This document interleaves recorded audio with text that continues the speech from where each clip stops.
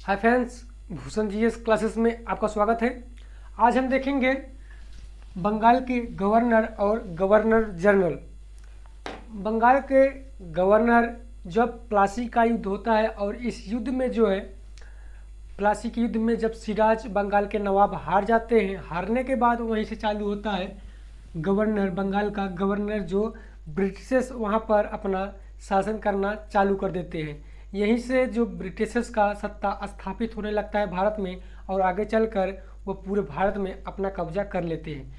तो देखते हैं 1757 से 60 तक जो है क्लाइव रहता है।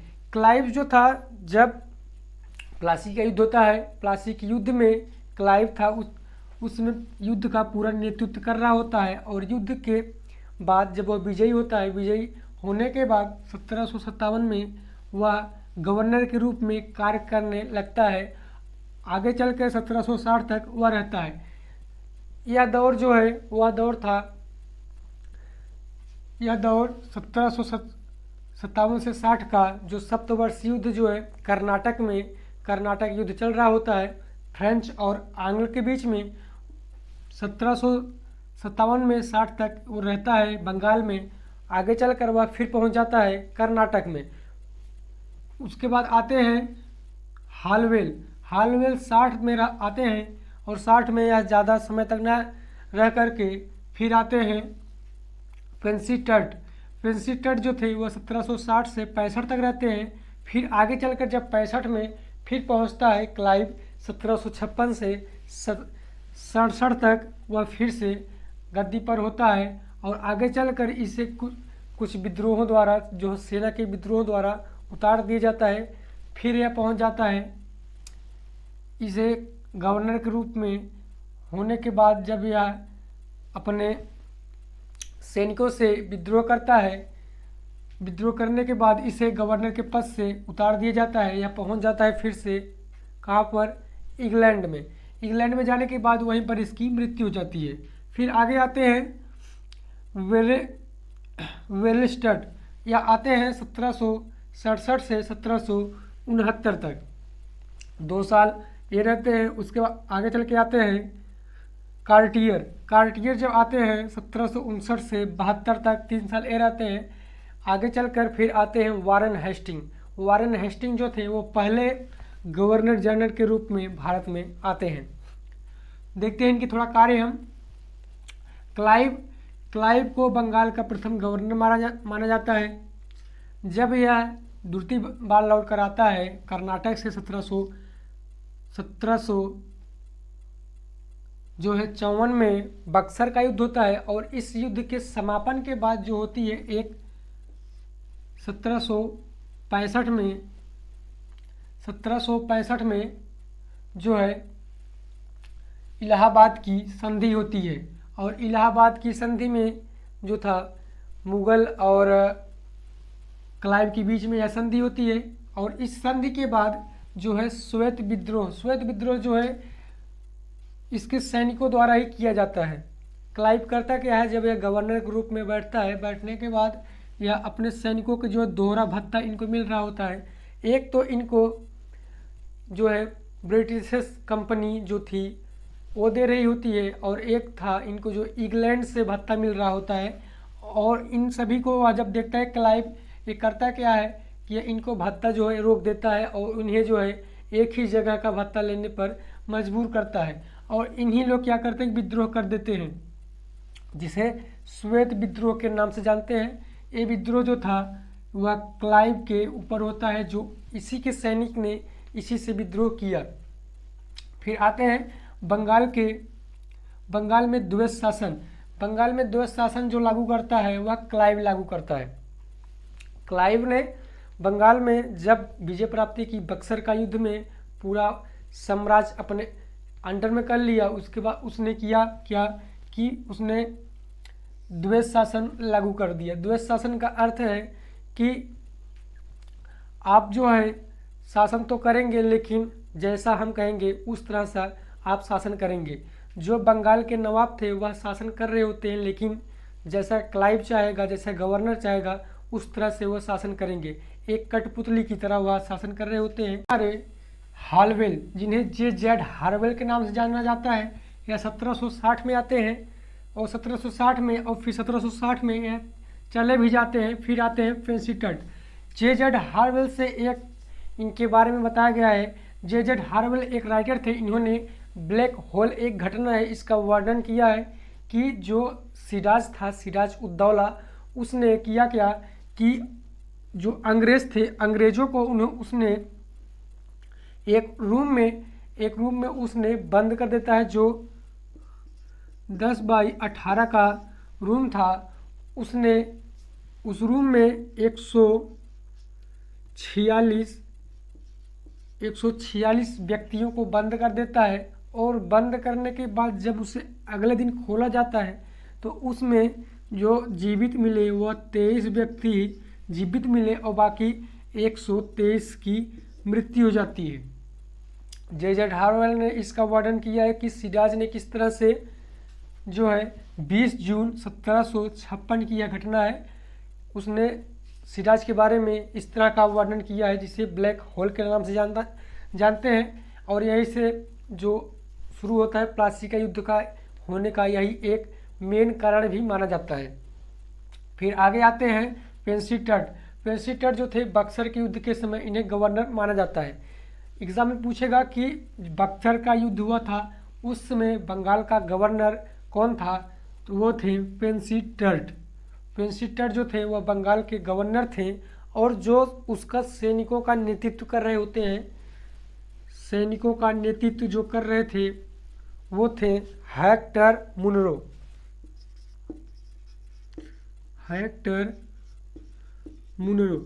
हेक्टर मुनरो से भी काफ़ी क्वेश्चन पूछा जाता है कि बक्सर का युद्ध हुआ था जब, उस समय सैनिकों का नेतृत्व कौन कर रहे थे, तो वो थे हेक्टर मुनरो। फिर आगे आते हैं वेलेस्टट। वेलेस्टट जो आते हैं 1767 से 69 तक, इन्हें जो है द्वैत शासन के समय का गवर्नर माना जाता है। जब जो क्लाइव ने चालू किया था द्वैत शासन उस समय इन्हें। तो हमने अभी तक देखा बंगाल के गवर्नर के बारे में। अब हम देखेंगे बंगाल के जनरल गवर्नर। जब बंगाल के गवर्नर यहाँ से नियुक्ति होती है बंगाल के गवर्नर की, जिसे जनरल गवर्नर कहा जाता है, जो रेगुलेटिंग एक्ट 1773 के अंतर्गत गवर्नर को पोस्ट करके गवर्नर जनरल नियुक्त कर दिया जाता है। और जो पहले हमारे जनरल गवर्नर आए थे वो थे वारेन हेस्टिंग। तो हमने अभी तक देखा गवर्नर के बारे में, अब हम देखेंगे जनरल गवर्नर के बारे में। फिर आगे जब रेगुलेटिंग एक्ट 1833 के अंतर्गत उन्हें फिर से भारत का गवर्नर घोषित कर दिया जाता है। तो पहले गवर्नर, फिर जनरल गवर्नर, फिर भारत के गवर्नर, जो 1833 रेगुलेटिंग एक्ट के तहत उन्हें नियुक्त कर दिया जाता है। तो आइए आज हम देखते हैं इनके कार्य के बारे में और इनके क्रम के बारे में कि किन के बाद कौन आए। क्योंकि जब अगर क्रम से हमें बोल देगा कि जो बंगाल के गवर्नर जनरल हैं उनको क्रम से सजाइए, तो वहाँ पर हम कन्फ्यूज हो जाएंगे। हम इनको क्रम से देखेंगे ताकि हम एग्ज़ाम में अच्छे से कर सकें। तो देखते हैं वारेन हेस्टिंग जो आए थे वह 1772 में और 1785 तक यह अपना कार्यभार संभाले थे। 13 वर्ष तक इन्होंने जनरल गवर्नर की नियुक्ति पर रहे। बंगाल के प्रथम गवर्नर जनरल, जिन्हें वारेन हेस्टिंग के नाम से जानते हैं, वह बंगाल के प्रथम गवर्नर जनरल रहे। इन्होंने द्वैत शासन जो क्लाइव ने स्टार्ट किया था, द्वैत शासन प्रणाली, इन्होंने उसका अंत कर दिया, उसे समाप्त कर दिया। आगे चलकर इन्होंने 1774 ईस्वी में एक सुप्रीम कोर्ट की स्थापना की कोलकाता में। सुप्रीम कोर्ट की स्थापना की कोलकाता में 1774 में। आगे चलकर 1784 में कलकत्ता में विलियम जोस, जो इनके एक जो इनके समय में जो एक मंत्री थे या एक अधिकारी थे जिनका नाम विलियम जोस था, इन्होंने एशियाटिक सोसाइटी की स्थापना की। एशियाटिक सोसाइटी की स्थापना किसने की? विलियम जोस ने 1784 में। फिर आगे चल के एक नंद कुमार, जो पंडित नंद कुमार के नाम से जानते हैं, पंडित नंद कुमार पर झूठा मुकदमा दायर करके इन्हें मृत्यु दे दी जाती है। पंडित नंद कुमार को, जो एक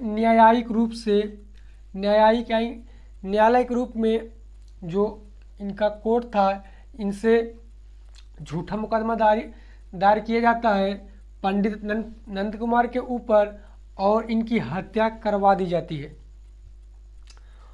वारेन हेस्टिंग पर महाभियोग। वारेन हेस्टिंग काफ़ी समय तक भारत में बने रहते हैं और कई कार्य किए।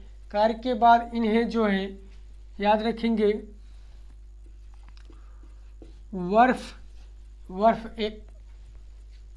वर्फ एक मंत्री थे, इन्हीं के द्वारा जो है इन पे वारेन हेस्टिंग पर महाभियोग चलाया जाता है, जो 1788 से 95 जब यह पहुंचते हैं ब्रिटेन। 1785 में अपनी नियुक्ति के बाद पहुंचते हैं ब्रिटेन और वहां पर इनके ऊपर महाभियोग चलाया जाता है। महाभियोग जब चलता है वह 1788 से 95 तक, 7 साल तक, और बाद में इन्हें फिर से रिहा कर दिया जाता है। इन पर महाभियोग जो अंत कर दिया जाता है, इन्हें बाइज्जत बरी कर दिया जाता है। फिर आते हैं हमारे कर्नवालिस। जब 85 में इनके जाने के बाद कर्नवालिस आते हैं 86 में, 1786 से 93 तक इन्होंने भारत में जनरल गवर्नर के रूप में कार्य किए। इन्होंने सबसे पहले क्या किया कि सिविल सर्विस सेवा और पुलिस सेवा, सिविल सर्विस सेवा और पुलिस सेवा के जन्मदाता माना जाता है कॉर्नवालिस को। कॉर्नवालिस जो सिविल सर्विस और पुलिस सेवा के जनक माना जाता है। इन्हीं के जरिए जो सिविल सर्विस है, जिससे IAS और IPS की नियुक्ति होती है, इन्हीं के द्वारा सिविल सर्विस भारत लाया गया था। इसके पहले जो सिविल सर्विस का एग्ज़ाम हुआ करता था वह सिर्फ ब्रिटेन में हो रहा होता है, लंदन में। कॉर्नवालिस के जरिए यह भारत आया और भारत में जो सबसे पहले ICS के अधिकारी, भारतीय अधिकारी ICS के बने थे, वो थे सत्येंद्र नाथ टैगोर। सत्येंद्र नाथ टैगोर जो 1923 में ICS के अधिकारी बने थे। सत्येंद्र नाथ टैगोर जो रविन्द्रनाथ टैगोर के भाई थे। इसे आप याद रखेंगे कि ICS के अधिकारी जो सिविल सर्विस सेवा के तहत वो बने थे ICS अधिकारी सत्येंद्र नाथ टैगोर 1923 में। इसने अस्थाई बंदोबस्त की नीति चलाई जो 1793 में। आगे चलकर 1789 में इसने दास प्रथा पर रोक लगाया। दास प्रथा भारत में जो दास प्रथा का मेला लगता है, दास बिकते थे, इस तरह का जो होता था दास प्रथा, इसने दास प्रथा पर भी रोक लगाया। आगे चलकर इसने कॉर्नवालिस संहिता एक लागू की। संहिता जो है शक्तियों का विभाजन किया कॉर्नवालिस ने जिले पर एक जिला अधिकारी जिसे कलेक्टर कहते हैं, उसने जो है शक्तियों का विभाजन किया कि जो जिला अधिकारी जो कलेक्टर है वह अपने दायरे में कितना कार्य कर सकता है। इस तरह की जो शक्तियां हैं वह कॉर्नवालिस के जरिए बंगाल में लागू किया गया। आगे चलकर कॉर्नवालिस की हत्या होती है, यानी कॉर्नवालिस की मृत्यु हो जाती है और इसकी जो मृत्यु होती है भारत में होती है, भारत में। और जो इसे दफनाया जाता है, जो इसकी समाधि बनाई जाती है भारत में, वह गाजीपुर में कॉर्नवालिस की समाधि बनाई जाती है भारत में, गाजीपुर में। आप इन्हें याद रखेंगे कि किस जनरल गवर्नर की समाधि भारत में बनाई गई है, वो बनाई गई है कॉर्नवालिस की।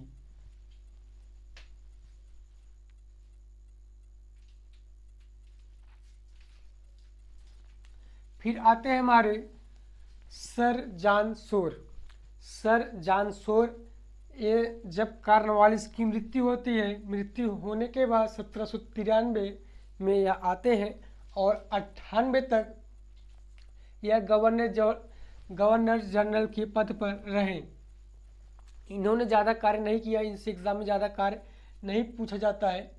इनसे बस मैसूर के प्रति हस्तक्षेप की नीति की। इन्हीं के समय जो मैसूर और आंग्ल तृतीय युद्ध होता है, जो 1793 से 98 तक यह गवर्नर जनरल के पद पर रहे। और इन्हीं के बीच में जो मैसूर और आंग्ल युद्ध होता है, और आगे चलकर जब लॉर्ड वेलेस्ली आते हैं और इनके समय में 1798 से 1805 में जब एक युद्ध और होता है मैसूर और आंग्ल के बीच में। उस युद्ध में मैसूर और आंग्ल इस युद्ध में जो थे टीपू सुल्तान 1799 में उनकी मृत्यु हो जाती है, जो मैसूर का पतन हो जाता है। फिर आगे देखते हैं हम लॉर्ड वेलेस्ली 1798 से 1805 तक। जो सर जॉन शोर है, इनसे ज़्यादा एग्ज़ाम नहीं पूछता है, इनसे बस पूछेगा कि कार्यकाल में सजाइए, तो इस तरह से हम इनको रख सकते हैं। और इनसे मैसूर के प्रति हस्तक्षेप की नीति अपनाई। इसने मैसूर के जो युद्ध हुआ था उसमें भी अपना हस्तक्षेप किए थे। आगे देखते हैं लॉर्ड वेलेस्ली 1798 से 1805 तक। इन्होंने सहायक संधि की नीति अपनाई। सहायक संधि के तहत इन्होंने जैसे निजाम, हैदराबाद, मैसूर, अन्य कई ऐसे जगह को जो है अपने साम्राज्य में मिलाना चाहा, जो अंग्रेज जो अपने साम्राज्य में मिलाना चाहा। लॉर्ड वेलेस्ली कई साम्राज्य को धीरे धीरे करके उन्होंने अपने साम्राज्य में मिला लिया, जिसे सहायक संधि कहा जाता है। लॉर्ड वेलेस्ली को बंगाल का शेर भी कहा जाता है। इन्हें बंगाल का शेर भी कहा जाता है लॉर्ड वेलेस्ली को। इन्होंने फोर्ट विलियम कॉलेज की स्थापना की। फोर्ट विलियम कॉलेज है जो कलकत्ता में है, इसकी स्थापना 1800 में किए थे लॉर्ड वेलेस्ली ने। लॉर्ड वेलेस्ली के बाद जब आते हैं सर जॉर्ज वार्लो। सर जॉर्ज वार्लो आते हैं 1805 में और 1807 तक यह बने रहते हैं। इनसे काफ़ी क्वेश्चन नहीं बनते हैं, इनसे बस क्रम वाइज हम समझने के लिए इनको हम देखते हैं कि क्रम से किनके बाद कौन आए थे हमारे गवर्नर जनरल बंगाल के, तो इसलिए हम इन्हें भी जो है क्रम से लिखेंगे। देखते हैं लॉर्ड मिंटो। लॉर्ड मिंटो जब आता है 1807 में, सर जॉर्ज वार्लो के बाद लॉर्ड मिंटो आते हैं। लॉर्ड मिंटो इन्हें प्रथम भी कहा जाता है, और लॉर्ड मिंटो जो द्वितीय आते हैं वो आते हैं 1907 में। जब लॉर्ड कर्जन के बाद 1907 में लॉर्ड मिंटो द्वितीय आते हैं, तो उन्हें भी आप याद रखेंगे कि लॉर्ड मिंटो प्रथम कब आता है, तो 1807 में आते हैं, और जो लॉर्ड मिंटो द्वितीय आते हैं वह 1907 में आते हैं। इस तरह से याद करने के अच्छा ट्रिक रहेगा। इनसे ज़्यादा क्वेश्चन नहीं बनता है। रणजीत सिंह जो सिखों के गुरु थे, रणजीत सिंह से इन्होंने अमृतसर की एक संधि की थी। रणजीत सिंह से जो अमृतसर जो पंजाब में है, इनसे एक संधि करते हैं जो 1809 में यह संधि होती है। इनसे एक क्वेश्चन बनता है कि रणजीत सिंह से संधि किसके कार्यकाल में हुआ था, कब हुआ था, तो 1809 में हुआ था, जो लॉर्ड मिंटो ने किया था। फिर आते हैं लॉर्ड हेस्टिंग्स। हमारे स्टार्ट में जो थे वारेन हेस्टिंग थे, और जो अंत में है जो गवर्नर जनरल वो है लॉर्ड हेस्टिंग, जो 1813 में आते हैं और 1823 तक अपने पद पर बने रहते हैं। इनसे क्वेश्चन आता है 1814 से लेकर 16 तक जो है नेपाल में एक युद्ध होता है और इस युद्ध में नेपाल के जो वहाँ के राजा थे उनकी हार हो जाती है और वहाँ पर जो लॉर्ड हेस्टिंग है या जो है युद्ध में काफ़ी दिलचस्पी रखते हैं और वहाँ के नेपाल के जो राजा थे उनको पराजित कर देते हैं और वहाँ पर भी अपना सत्ता स्थापित करना चालू कर देते हैं। फिर आगे चल कर पिंडारियों का दमन। पिंडारी जो एक मूवी भी बनी है, सलमान खान ने बनाया है जिसे वीर मूवी, आप उस मूवी को जब देखेंगे उसमें जो है पिंडारियों का जिक्र किया गया है। तो वही पिंडारी हैं जो पिंडारियों का दमन सलमान खान मूवी में किए हैं। तो जो पिंडारियों का दमन किए थे लॉर्ड हेस्टिंग ने, पिंडारी कौन थे? तो पिंडारी जो थे वो मैसूर साम्राज्य और मराठा साम्राज्य के सम्मिलित कुछ लड़ाकू सेना थे जो हिंदू और मुसलमान थे, जिन्हें लुटेरा की संज्ञा भी दिया जाता है कि वो व्यक्ति ऐसे थे कि कोई राजा जा रहा होता है तो उसे अचानक से उस पर युद्ध करके जो है उनसे सोने जेवरात धन जो है छीन लेते थे, या कोई जो है अंग्रेज का मंत्री है उस पर अटैक करते हैं, उनको परेशान करते हैं। तो वही थे पिंडारी। पिंडारियों को जो है लुटेरों की संज्ञा दी जाती है। तो पिंडारियों का दमन इन्होंने किया। आगे चलकर मराठा के पेशवा जो थे उनको हटाकर इसने जो है शिवाजी के वंशज जो थे मराठा के वंशज प्रताप सिंह का जो है वहाँ का सत्ता दिया, उन्हें शासक बनाया और पेशवा का अंत कर देते हैं। पेशवा का अंत करते हैं लॉर्ड हेस्टिंग ने। और यही पेशवा जो है आगे चलकर नाना साहेब जो 1857 की क्रांति में भाग लेते हैं, इन्हीं के वंशज थे नाना साहेब पेशवा के।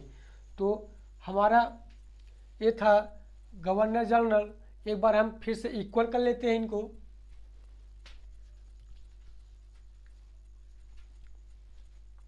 हम एक बार इक्वल करते हैं। तो हमारे हैं वारेन हेस्टिंग आते हैं 1782 में और 85 में 13 साल तक रहते हैं। ये भारत के प्रथम गवर्नर जनरल के रूप में जाने जाते हैं। द्वैत शासन का अंत करते हैं और सुप्रीम कोर्ट की स्थापना करते हैं कलकत्ता में 1774 में। आगे चलकर एक इनके अधिकारी थे विलियम जोस, इन्होंने एशियाटिक सोसाइटी की स्थापना की कलकत्ता में। और पंडित नंद कुमार पर इन्होंने एक झूठा मुकदमा दायर किया और इस मुकदमे में जो है नंद कुमार हार जाते हैं और इन्हें न्यायिक रूप से हत्या करवा दी जाती है, इन्हें फांसी दे दिया जाता है और हेस्टिंग पर एक महाभियोग चलाया जाता है जो 78 से 85 तक चलता है और बाद में हेस्टिंग जीत जाते हैं और हेस्टिंग जो है इन पे महाभियोग हटा दिया जाता है। फिर आगे आते हैं कार्नवालिस 1786 में आते हैं और 93 तक रहते हैं। इन्होंने सिविल सर्विस सेवा जो है और पुलिस सेवा की जन्मदाता माने जाते हैं कार्नवालिस को, कि इन्हीं की वजह से हमारे भारत में जो सिविल सर्विस की जो एग्ज़ाम होती है वह कार्नवालिस के द्वारा होती है। इन्होंने बंदोबस्त एक प्रथा चलाई जो 1793 में। फिर इन्होंने दास प्रथा का अंत भी किया, अंत तो नहीं किया लेकिन इस पर रोक लगाया दास प्रथा पर। और कार्नवालिस संहिता एक लागू की जिसे शक्ति का विभाजन भी कहा जाता है। कार्नवालिस की समाधि हमारे गाजीपुर भारत में है। और इनके जाने के बाद फिर आते हैं सर जॉन शोर जो 1793 से 98 तक रहते हैं। इन्होंने मैसूर के प्रति हस्तक्षेप की नीति अपनाई। फिर आगे आते हैं लॉर्ड वेलेस्ली ने सहायक संधि अपनाई और इन्हें बंगाल का शेर भी कहा जाता है। इन्होंने फोर्ट विलियम एक कॉलेज बनवाया कलकत्ता में जो 1800 में बना। फिर आगे चल कर आते हैं हमारे सर जॉर्ज वारलो जो 1805 से 1807 तक रहते हैं। और फिर आते हैं हमारे लॉर्ड मिंटो जो 1807 से 1300 तक रहते हैं। फिर आते हैं लॉर्ड हेस्टिंग जो 1813 से लेकर 23 तक रहते हैं। फिर आगे जो हमारे आएंगे, जो हमारे आगे आएंगे वो 1833 चार्टर एक्ट के तहत जो विलियम